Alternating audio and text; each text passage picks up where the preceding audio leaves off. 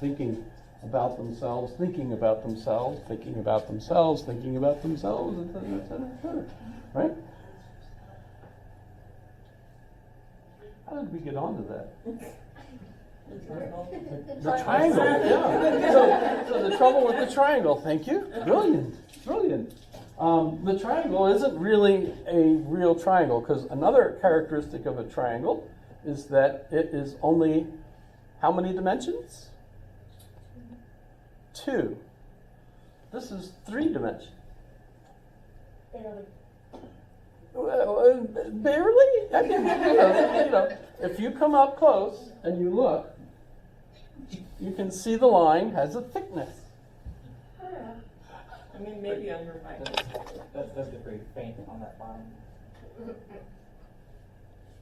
Yes. Yes. And, I mean, actually, you could point out that we don't really have triangles in. Oh, jeez. Your triangle almost. Well, Square.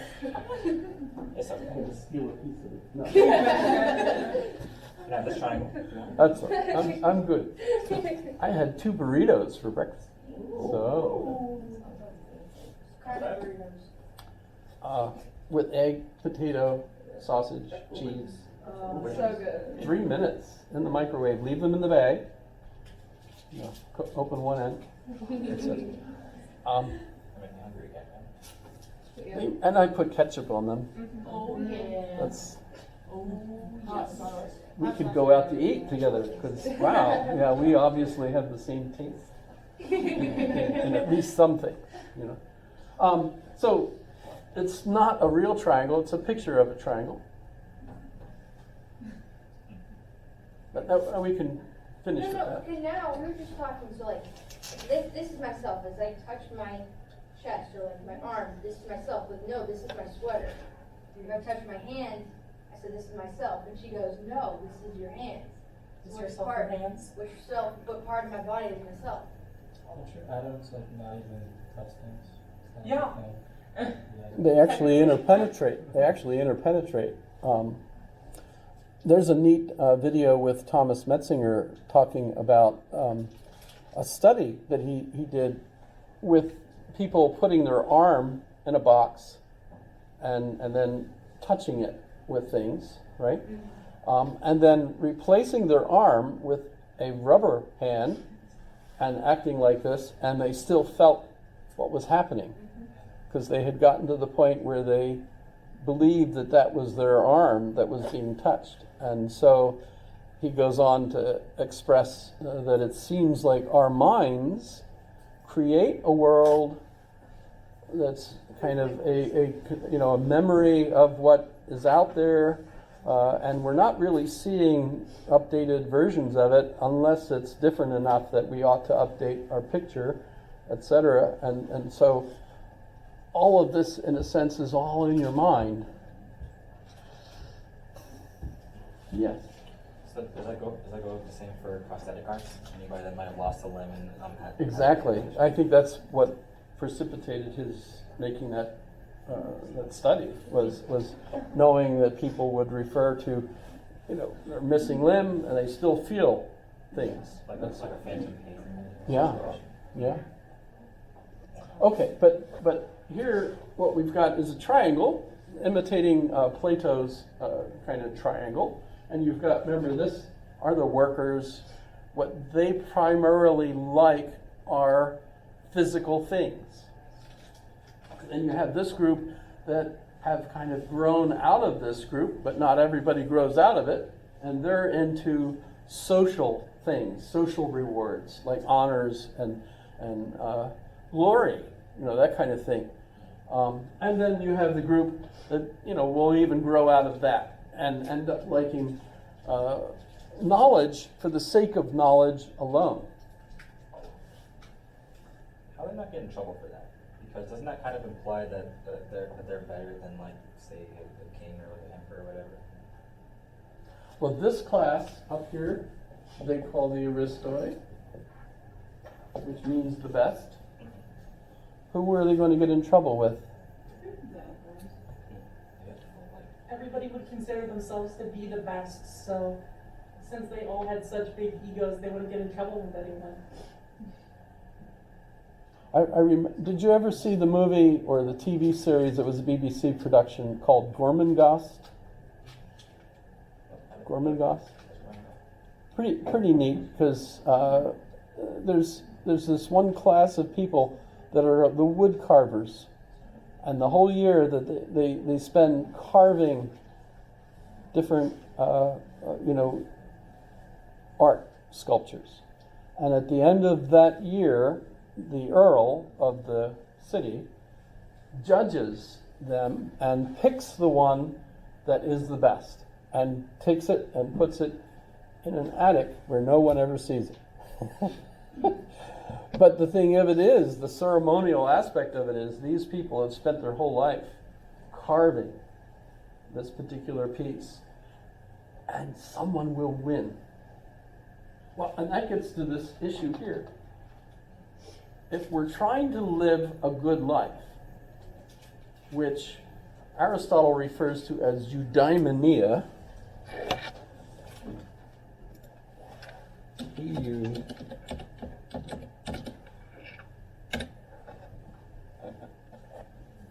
so eudaimonia, is that big enough you can see it?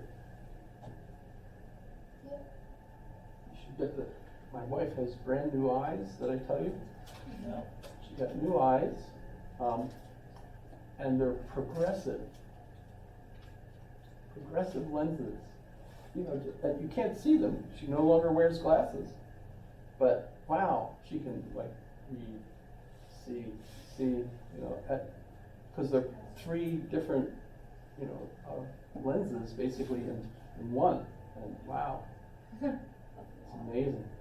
It's amazing. So she could see that from there. I believe. I'll have to bring her someday. Sit her down. But eudaimonia. So again, EU is the prefix for good. Daimonia is the same root word that we get demon from. And it's always at this point fun to point out that even though in English we use demon as a bad thing all the time, there are actually historically good demons as well as bad ones. In fact, when Jesus had been on the earth and his followers were telling people about him, they would often ask, is he a good demon or a bad demon? Because they were used to the idea that people were demonic, but you didn't want to follow someone who was a bad demon, you wanted to follow someone who was a good demon. But I'll be interested in you if he's a good demon, not a bad one. But for Aristotle, the daemona, or the daimonia, is kind of what takes over you, right? And it's an enthusiasm. It's actually a different word, but if you think of it as, you know, when you get really interested. I have a friend who built a model of the Queen Elizabeth, the ship, and it's like his whole life now is all around this model. He goes to like a club meeting where he shows his ship, and he's with the tuxedo and the ship, and constant Facebook reminders of this is what the ship looks like tonight. It's a model. It's not the real one. But that's like So he's enthusiastic. He's got the demon associated with this particular object. What gives you enthusiasm? Pizza on Friday nights? Beer for some people? And by the way, Aristotle said that wine while you're pregnant is not a good thing. This is 2,300 plus years old. People knew that if you were pregnant and you were drinking wine, it was not going to result in a good child.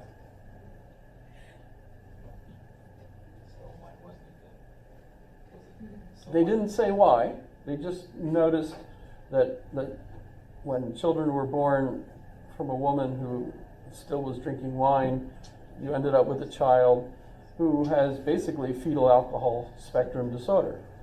And I've had my own experience with that. Donna and I could not figure out how to make our own children. So we bought them. I mean, we adopted them. We adopted children. And we adopted Billy when I was at the Defense Language Institute. And he was born in Arcata, California. And when we were stationed in Berlin, Germany, we had our daughter given to us on day 3. Billy was 4 weeks old when we flew up to Arcata to pick him up. Now what? You know, I thought Donna would automatically know because she's female. It turned out she didn't. It's a learned behavior. Shoot. Now we got to figure out how to feed this thing. You know, and they made us take it home. You know how that is, right? But Katie, we got when we were in Berlin, and we were on the adoption list, and they called us. We need a name for your daughter. We didn't know we had a daughter, but now we needed a name for one. So we got Katie while we were there. And when we moved back to the States at Fort Meade, where I was at the NSA, we got Christopher. He was 13 months old when we got Christopher. And they promised us he was fine. He was healthy. Our main concern when we wrote out our wish list, you know, we want children that will have at least a brain, you know. And you know, we didn't mind about other, you know, things. You know, we thought we could deal with that. But both Donna and I thought of ourselves as intellectuals. And so we wanted children that would grow up to be intellectuals. And so they gave us Christopher, said, yes, he's fine. Guess what? Christopher grew up and had lots of problems. For example, at the time we had Christopher, Katie, and Billy. And I came home the one day and Donna was all upset because our TV had been broken. One of the children had broken the TV. Well, the TV was a TV we bought in Europe, and it had a PAL switch. So you could, you know, it had the electric current switch, and it had the PAL switch. So the way the TV worked there, it's no longer that way here anymore anyway, but the way it worked, you had a special switch that switched it from the European arrangement to the American arrangement. Well, as soon as I saw the pattern on the screen, I realized, oh, someone pushed the PAL switch. And so I just pushed it back, and it was fine. Not broken at all, right? But the children were not supposed to touch the TV, so I lined them up, and I said, did you touch the TV? And Billy looked at me and said, I didn't touch the TV. Honesty in the face, right? Looked at Katie, did you touch the TV? I didn't touch the TV. Honesty in the face. I looked at Christopher, and I said, did you touch the TV? And he said, I didn't touch the TV. Guilty as sin. You know, you just know, that is guilty. But just to be sure, I said, which button didn't you touch? And he pointed right at that button, and he said, that's the button I didn't touch. And the other two kids looked at him and went, you idiot. Because it was so obvious. You just gave yourself completely away, you know? And he was clueless. And he still is. And he's 40 now. You know, and that's because it turned out that Christopher has fetal alcohol spectrum disorder. We kind of discovered that as we went. So, if you're going to raise a good child, the womb is your first place. Make sure you're treating that child the best way you can and not using pollutants, and alcohol is certainly one. I suppose you all know that by now, right? Heck, my mom was told by the doctor, because I guess I was a problem fetus, you know, and so the doctor said, have a little wine now and then. So, who knows? So, but it depends on how much, et cetera, right? Yes. So, would not drinking wine during pregnancy, at least, was that like more or less a universal good, I guess, or a universal like something that everybody like sort of agreed on, as opposed to an individual ideal like was it good or bad in that instance? Because I guess it could be argued that something that, like, say, the doctor would say it's okay to drink. Yeah, wine, it's pretty clearly the case that not everybody understood that issue. Remember, his parents were physicians, etc. Right? But now the thing is, if you're also raising the child and you want the child to be happy, or eudaimonia is essentially happiness, but what does it really mean for Aristotle? A good approximation of it is that you want a flourishing life. A flourishing life, right?